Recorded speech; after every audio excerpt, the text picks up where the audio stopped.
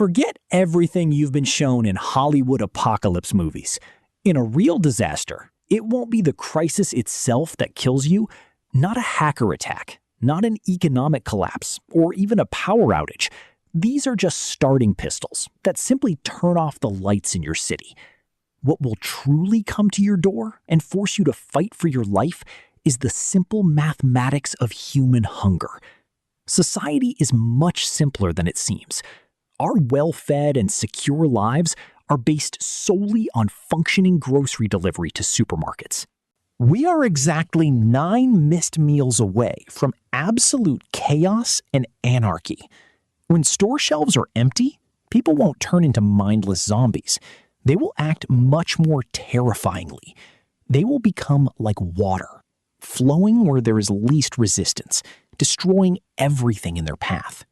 In survivalist circles, this phenomenon is called the Golden Horde.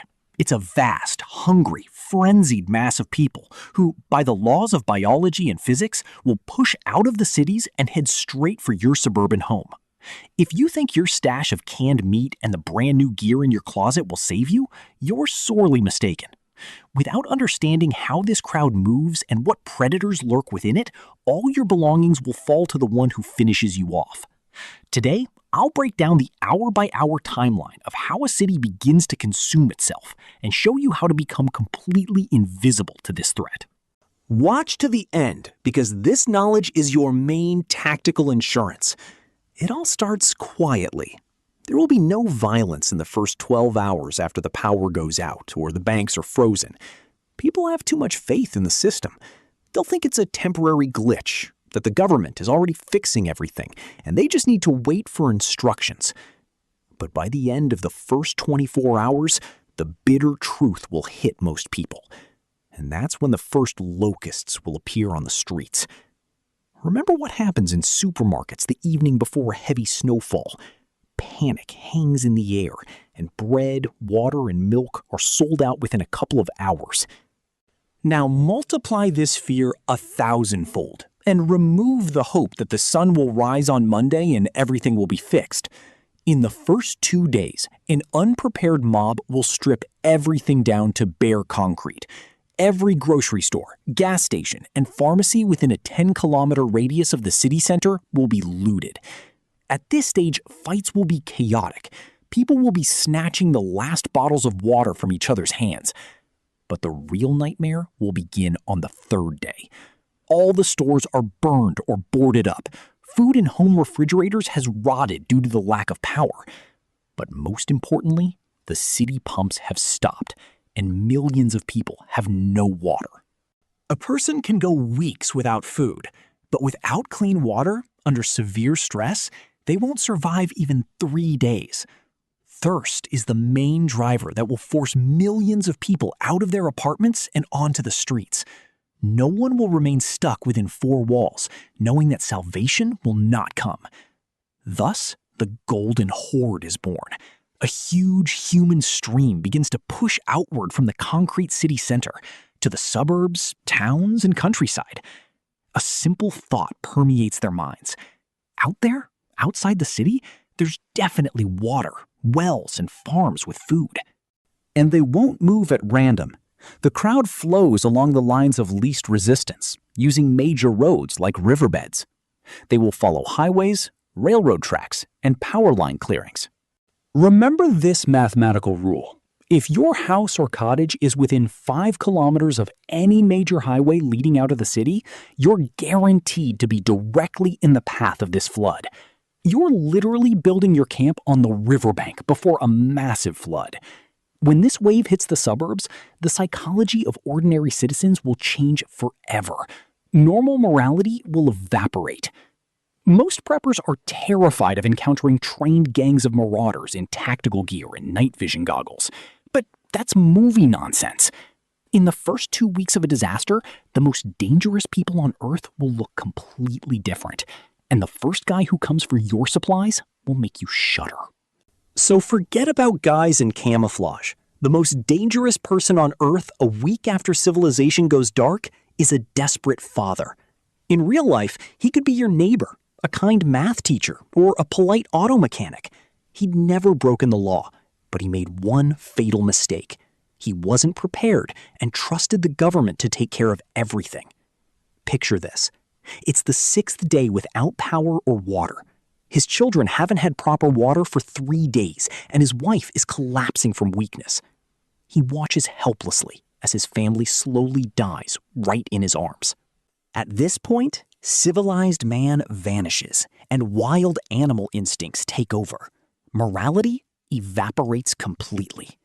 When this father goes looking for water and sees your house with the faintest hint of steam coming from the camping stove, he won't knock politely and ask for help. He'll kick down your door with the fury of a cornered animal. He'll come at you with a kitchen knife or a baseball bat, because in his eyes, you're a monster hiding food from his hungry children. It's impossible to reason with him. And if you take pity and bring him a bag of rice, he'll realize you have 40 more bags in the basement. That night, he'll return, not alone, but with other desperate fathers from all over the street. The second threat emerges when the weak begin to retreat. In any society, there are approximately 1% latent psychopaths. In peacetime, they're held back by police, laws, and the fear of jail. But as soon as the emergency phones go silent, these chains break. These people don't panic over a crisis. They thrive in it. They understand that now anything is possible. They won't rummage through garbage dumpsters or forage for canned goods. They'll force others to do it for them. A predator will quickly gather a small, brutal gang around itself. And guess who they'll target first? Houses that look secure. If you've boarded up your windows, lined your porch with sandbags, and are walking around the yard with a gun to show off your strength, you're making a tactical error. To a predator, you're literally hanging a neon sign over your house. Lots of valuable loot here. They won't fight you fairly. Your house will simply be set on fire in the middle of the night, and you and your family will be shot as you run out of the fire in panic. When a crisis drags on, people become utterly tired of chaos. They desperately need order. They want someone strong to come and tell them what to do. And this vacuum is perfectly exploited by the third type, the false authorities.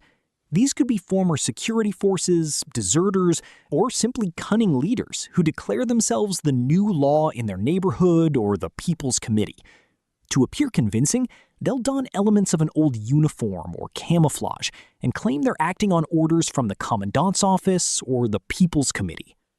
They'll knock on your door and politely say, according to the emergency law, all surplus food, weapons, and medicine must be donated to the general storehouse to save the community.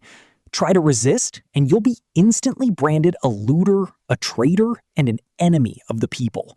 They'll unleash a hungry mob of neighbors on you and take every last crumb without even wasting a single bullet. History has proven this hundreds of times. Now look at those who live on the same landing as you or come over for barbecues. They're type 4, the loyal insider. Your friend, cousin, or neighbor who knows full well you're into survival. Remember how in peacetime you brag to them about your new generator, your stash of water filters, or your cool tactical backpack? You thought you were opening their eyes. In reality, you've simply turned yourself into their ultimate plan B. In their minds, they don't need to spend money on rations because they have friend John with a warehouse in the garage. They joked about it over beers. If the zombie apocalypse starts, we're all coming for you. It wasn't a joke. It was biological radar. When the lights go out, this person will come to you first. And when you shut the door on him and tell him there's only enough food for your own children, his friendly love will instantly turn to savage anger. He won't admit his guilt for being too lazy to buy a couple of cans of food. He'll go to the hungry crowd and tell you in minute detail how much food you have, where it's hidden, and what weapons you have, in exchange for a share of your supplies. In a prolonged collapse, friendship doesn't exist. There are only competing organisms fighting for the last calories.